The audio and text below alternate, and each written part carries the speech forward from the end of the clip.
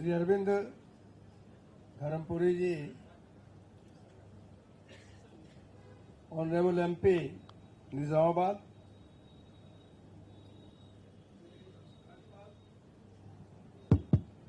Shri Dhanpal Suryanarayana Gupta ji, honourable MLA, Shri Palle Ganga Reddy ji, chairman national turmeric court, Shri Rakesh Reddy ji, honourable MLA Armoor, Shrimati Uma Rani ji, mayor Nizamabad, Shri Dana Kishore ji, special chief secretary, Shri Bhavesh Mishra ji, district collector Nizamabad, Shri Sai Chaitanya, commissioner of police Nizamabad, Shrimati Bhavani Singh, secretary national turmeric board, यहाँ उपस्थित सभी किसान भाइयों एवं बहनों, मीडिया से जुड़े हुए मेरे मित्रों,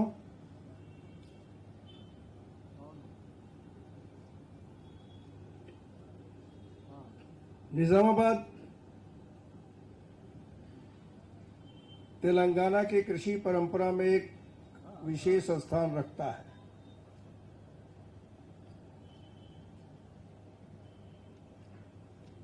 मैं अपनी गाड़ी में जब आ रहा था, मैं कार में, तो अपने स्पेशल चीफ सेक्रेटरी से इस बात को पूछ रहा था कि यहाँ कौन कौन सी फसल होती है। पैडी के संदर्भ में बताया, पर्टिकुलरली टर्मरिक के संदर्भ में तो हम इस कार्यक्रम में आए ही हैं।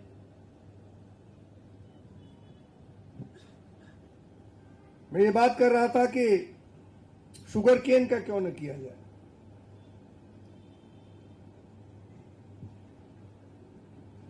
एटी 80% कल्टीवेटेड वो पैडी का है।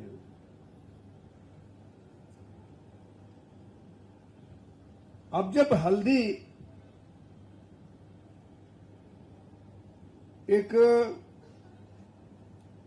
समृद्ध परंपरा के अंतर्गत निजामाबाद को अपना नाम देती है,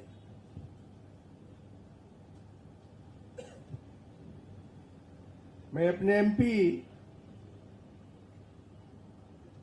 अरविंद धर्मपुरी जी को इस बात के लिए धन्यवाद देना चाहूंगा, साधुवाद देना चाहूंगा।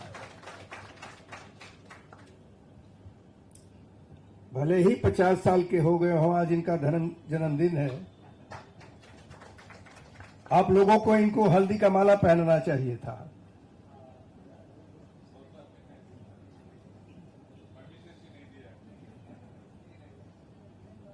इनको इनके जन्मदिन की शुभकामना भी है और इस बात की भी शुभकामना देना चाहूंगा कि एक किसान के निश्चय को लेकर के इन्होंने भारत सरकार से बात किया, प्रधानमंत्री से बात किया और बात करने के बाद आज यहां टर्मरिक बोर्ड की स्थापना हुई है।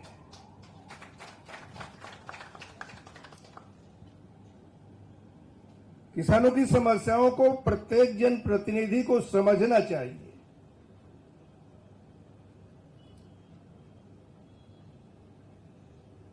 किसान और जनप्रतिनिधि एक दूसरे से जुड़े रहना चाहिए। तो इस नाते आज जब मैं राष्ट्रीय हल्दी बोर्ड के मुख्यालय में आया हूं, मुझे अत्यंत प्रसन्नता है कि अपने किसानों की बातों को भी सुना, उनके एपीओ को सम्मानित करने का भी अवसर मिला और वह स्वयं गर्व की अनुभूति करते हैं कि मुझे जब तक बोर्ड नहीं बना था तब तक मार्केट का क्या रेट मिलता था और आज जब बोर्ड बन चुका है तो धीरे धीरे हमारे उत्पाद का मूल्य 22,000 रुपए क्विंटल की स्थिति में पहुंच गया है।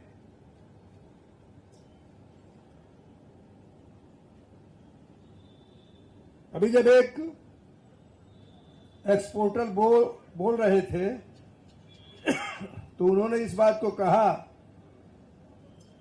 कि हल्दी से पूरा का पूरा प्यूरिफाई हो जाता है अगर लिया जाए, उसका कैप्सूल भी अमेरिका में बन गया है।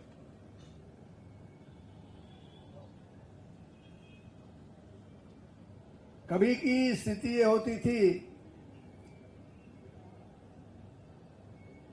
कि अमेरिका या फॉरेन कंट्रीज हमारे उत्पादों को अपना बना लेते थे, लेकिन मुझे इस बात की खुशी है कि वर्तमान भारत सरकार ने अनेक उत्पादों को विदेशों से छीन करके भारत में ले आने का काम किया है। जो हमारा है वो हमारा रहेगा। मुझे ध्यान है कि जब मैं पार्लियामेंट में था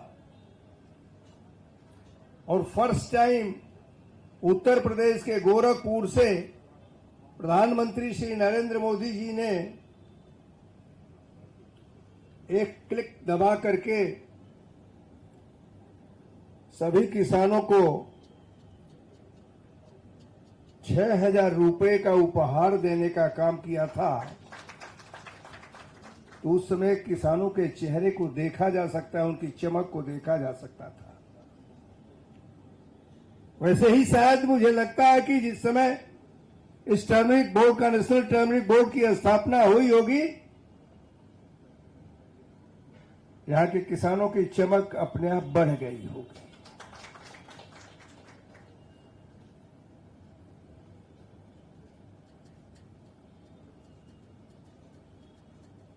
प्रयत्न करके सभी लोगों को, जो एक्सपोर्टर्स हैं, उनको भी किसानों की मदद करनी चाहिए। उनके उत्पाद को, उनकी फसल को आयुर्वेद की परंपरा के अनुसार जीवन से जोड़ना चाहिए।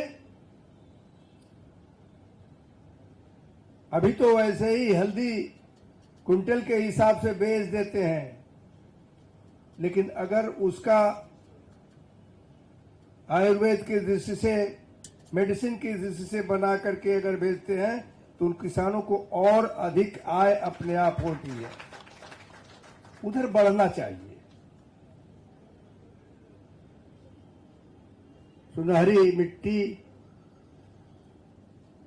जब हमारे माथे पर लगती होगी, ललाट पर लगती होगी, तो अपने आप हमारा माथा चमक उठता होगा कि हम अपने मिट्टी को उठा करके, भले ही किसी रंग का हो, लेकिन जब उसमें से हल्दी पैदा होती है, उस हल्दी को जो कच्ची होती है, फिर उस हल्दी को अनेक प्रोसेसिंग करते हैं। प्रोसेसिंग करने के बाद जब उसकी चमक बढ़ती है तो स्वाभाविक है किसान के चेहरे की भी चमक बढ़ती है। हल्दी के संदर्भ में आयुर्वेद में भी कहा गया है कि हरिद्रा में अनाशिनी, स्वास्थ्य की शुद्धता, समृद्धि और भारत की स्वर्णिम कृषि को भी वो स्थान देती है। और देखिए, अनेक स्थानों पर हल्दी पैदा होती है, ऐसा नहीं होता है, होती होगी, लेकिन निजामाबाद को ही वह राष्ट्रीय हल्दी बोर्ड की स्थापना का अवसर मिला, तेलंगाना में मिला, जिसके दीर्घ काल तक इसकी मांग थी। आज यह कृषि क्षेत्रीय विकास के एक उपलब्धि की गाथा गा रही है। आगे बढ़ाइए, मिल करके बढ़ाइए। हल्दी उगाने वाले किसान उसकी मेहनत को उचित लाभकारी मूल्य मिले। अभी एक एक्सपोर्टर पूछ रहे थे कि क्या हल्दी का दाम और बढ़ेगा। हल्दी का दाम तो बढ़ेगा, लेकिन साथ साथ ये भी सोचिए कि क्या किसानों को उसके उत्पाद का और अधिक मूल्य मिलेगा। ये भी होना चाहिए, क्योंकि उत्पाद किसान कर रहा है, स्वाभाविक रूप से उसको वो अमूल्य मिलना चाहिए। मुझे इस बात की प्रसन्नता है कि किसानों का गुणवत्ता सुधार, प्रशिक्षण और प्रसंस्करण, इन सुविधाओं के माध्यम से कृषि एवं बेहतर फसल का प्रबंधन हो रहा है। बॉयलर, पॉलिशर, मिनी प्रोसेसिंग इकाइयों जैसी सुविधाएं ये किसानों के उत्पाद संगठनों को मूल्यवर्धन की दिशा में आगे बढ़ाने का काम करेगी। आज सुनहरी मिट्टी अभियान का शुभारंभ भी हुआ है और सुनहरी मिट्टी के द्वारा निकलती हुई हल्दी को हम लोगों ने देखा है। इस कृषि परंपरा से सबको अच्छी तरह से जुड़ना चाहिए। और एक बात और, धीरे धीरे देश प्राकृतिक खेती की तरफ बढ़ रहा है। हर फसल प्राकृतिक खेती की तरफ बढ़ रही है। प्राकृतिक खेती से आप लोग अगर बाजार में जाते होंगे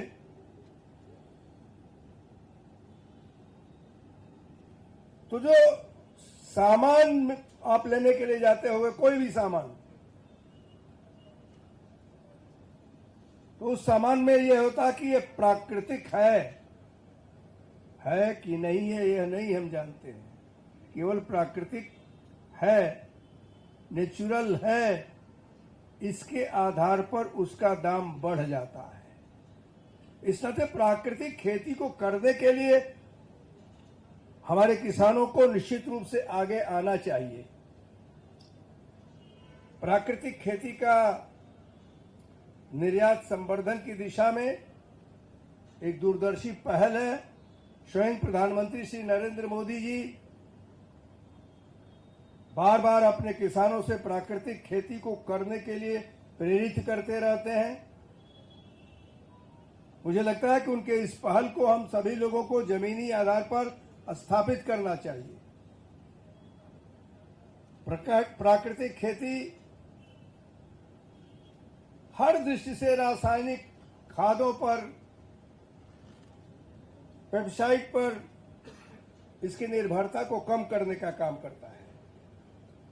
और देखिए, जब विशेष करके हल्दी का केवल खाने के लिए नहीं बल्कि चिकित्सा की दृष्टि से भी उपयोग होता है, तो उसका जितना कम से कम पेस्टिसाइड डाला जाए वह बेहतर होता है। जितना कम से कम उसके लिए कृत्रिम खाद डाला जाए वह बेहतर होता है। प्राकृतिक खादों का भी उसके उपज के लिए उपयोग किया जाए, ये बेहतर रहेगा।